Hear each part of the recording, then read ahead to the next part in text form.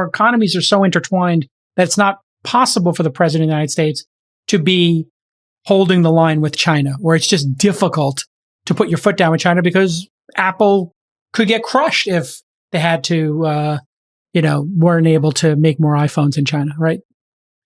I totally agree with you that I think that surprisingly, China's actually been able to get off the hook really easily, considering that, considering the degree of destructiveness that this pandemic has caused in terms of lives, in terms of economic output. I do think that this is something that governments should not let go. We should demand legitimate answers and inquiries into the origins of this virus to make sure that it never happens again, to make sure that we fully understand how this virus works, how it came about into being. It is perfectly reasonable for the world to get answers to these things. And I don't think that the US government or any government should let China get off the hook so easily. I mean, I do think that, obviously, you pointed out the really important issue, which is that we have a lot of large companies that are very economically intertwined in China. That is kind of the main lever that China has, has hanging over our heads. And that is something that we should absolutely be working to address. And as I write in the book, I'm very much in favor of an outbound CFIUS framework whereby the same way that the US government can review on grounds of national security inbound investments into the United States, I think the US government should be able to conduct similar reviews on outbound investments from the United States into foreign countries, especially China, on grounds of national security, because the billions of dollars that have been poured from American companies into China are now creating a lot of really complicated national security issues for the US.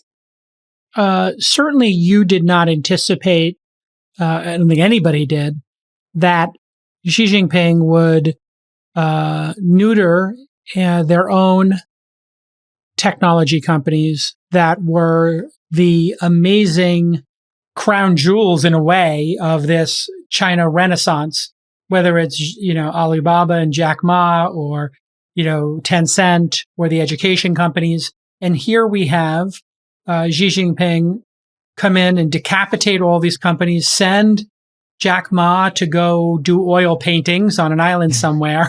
Like literally, that's what they said he's doing, is oil painting. Think he might be in a re-education camp, but they have essentially consolidated power.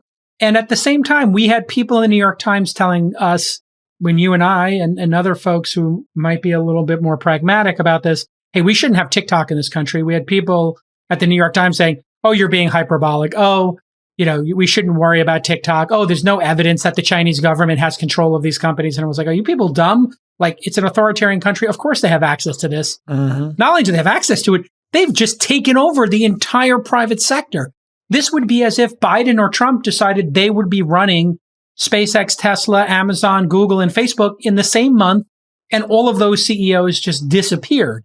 Yeah. Maybe you could comment on how nobody saw that coming and what it actually represents. Why is Xi Jinping doing it? It is wild.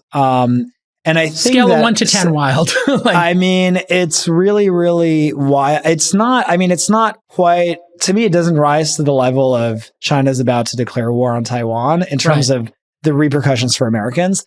But it's wild in what it reveals about the Chinese system and what's going on inside of the country. And so I think that, the interesting thing is I've spoken with a few of my friends that work in the intelligence community, and I don't think there's anyone in the US anywhere that ultimately a characteristic of an authoritarian government is that knowing why they did this is really about knowing why Xi Jinping did this. It's about knowing the intent of a single person, and nobody in the US really knows what his motives were.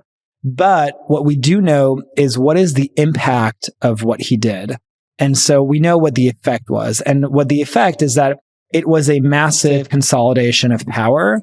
And so to me, what that says is this was, Xi Jinping, an autocrat that saw an alternative power base forming inside of China, where you had very, very powerful celebrity pop culture phenomenons in these tech companies and their CEOs that he felt threatened by. And at the end of the day, with Xi Jinping, all roads lead back to power and control.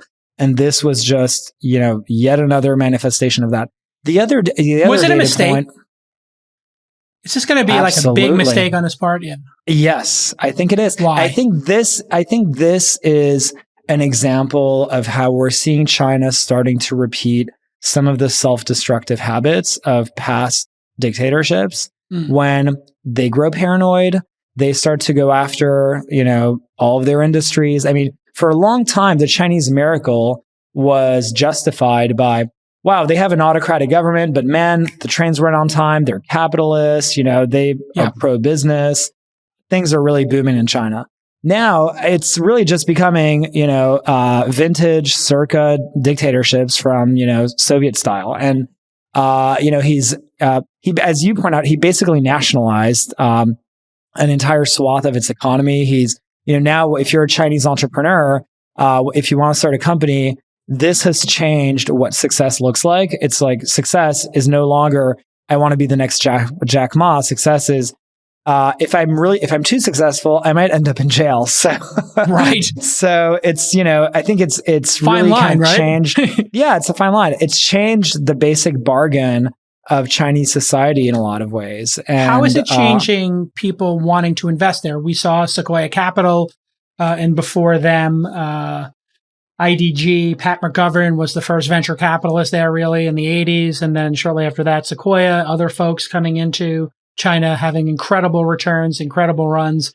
Are private equity, public market investors, venture capitalists going to form new funds to address China, or are they going to be wrapping up shop at this point? I think the picture's mixed. I mean, I think you have some investors that are looking at that and that are being really very realistic about the fact that the US-China relationship is, in the next 5 years, is going to go south. It's not going to get any better. And that is just the reality.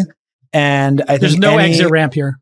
There is no exit ramp for the next 5 years for, unless you have, and I've been saying this for over a year now, unless you have structural changes on the part of how the CCP operates, we are not going to see an easing of tensions until structural things take place. And so if you're a realistic investor, you may want to limit your exposure to that. With that being said, China is very, very clever about wanting to deliberately, for them, every time an American investor puts money in China, it's another lever that they have hanging over the US. So for them, they want to attract as many, American dollars as possible.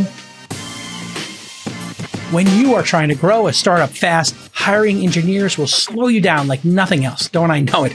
So many companies I invest in are telling me they can't get their next version out because they don't have a great engineer. Well, Lemon.io will find you a perfect candidate in just 48 hours. It's a marketplace of engineers from Europe, and they test and interview every developer to eliminate the risk of a failed project. Lemon.io is the perfect solution if you are a technical co-founder and you need to delegate some of your important tasks, or you have a project that needs specific technology and you don't have that skill on your team yet, or you are just growing so fast that you need to add more developers and get more done faster. They'll match you with a candidate within 48 hours, and if it doesn't work out, they'll replace the developer right away. So here is your CTA, the old call to action. If you could use a full-time or even part-time developer to run your projects faster, go to lemon.io/twist. Once again, lemon, LEMON.io/twist. And you'll receive a 15% discount for the first 4 weeks of work with that amazing developer. Well done, Lemon. Okay, check it out, everybody. Lemon.io/twist.